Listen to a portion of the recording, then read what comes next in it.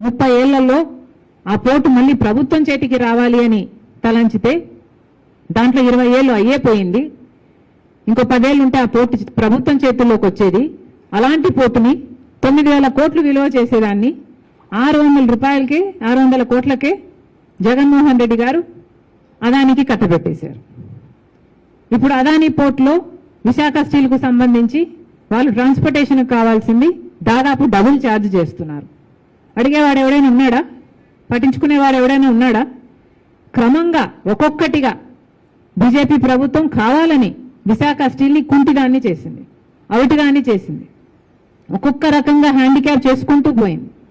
ఒక కుక్కను చంపాలంటే అది పిచ్చిది అయిన ప్రచారం పుట్టిస్తే చాలు అన్నట్టుగా ఇది ఒక లాస్ మేకింగ్ కంపెనీ, దీనికి హోప్ లేదు అన్న రీతిలో దీన్ని తయారు చేయడానికి క్రమేణా ఒక పథకం ప్రకారమే ఇది చేయడం జరిగింది.